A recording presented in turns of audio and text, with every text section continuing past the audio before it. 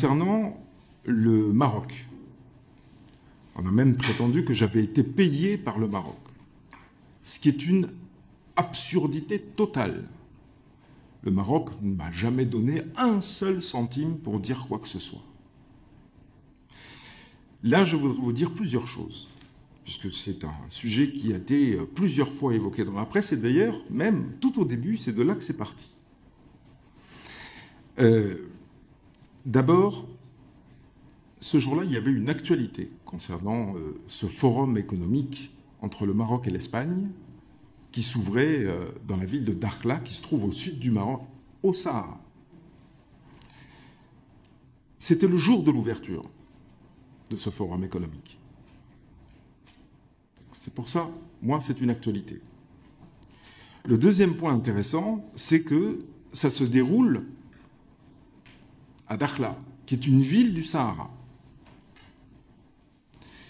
Le troisième point, c'est que, et c'est la phrase, je pense, exacte que j'ai prononcée ce jour-là, j'ai dit que ce forum entre le Maroc et l'Espagne avait été rendu possible grâce au réchauffement des relations entre les deux pays. Rappelons qu'ils avaient une rupture diplomatique et que même les frontières avaient été fermées auparavant.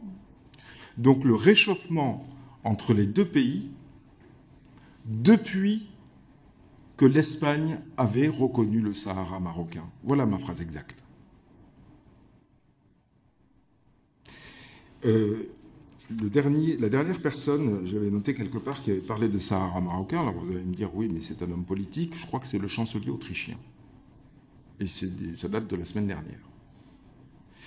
Je veux ajouter, si vous le permettez, Madame la rapporteure, un élément qui, à mon sens, est important, et c'est ma pensée profonde à propos du Maroc.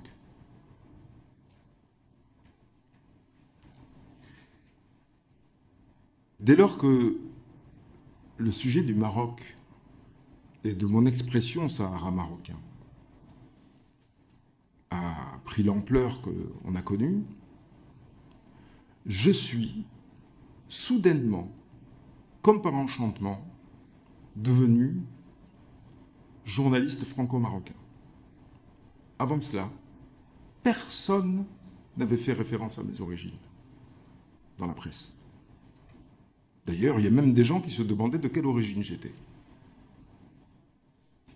Et moi-même, jamais je n'ai mis en avant mes origines marocaines.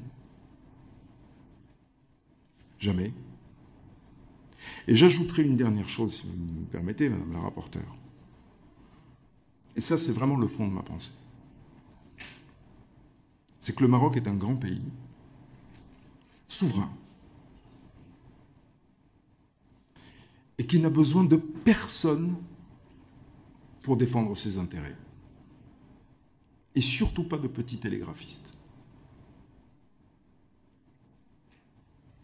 Oui, alors excusez-moi, sur la dernière affirmation, bon, ça n'engage que vous, parce que les travaux de cette commission visent justement à savoir si les pays, aussi souverains et grands qu'ils soient, qu'ils puissent être, utilisent des méthodes d'influence ou d'ingérence. Donc ça, c'est la commission qui décidera si le Maroc, comme un bon nombre d'autres États, ont besoin de télégraphistes ou pas. Ça, c'est les travaux de cette commission, et c'est à la commission de le décider.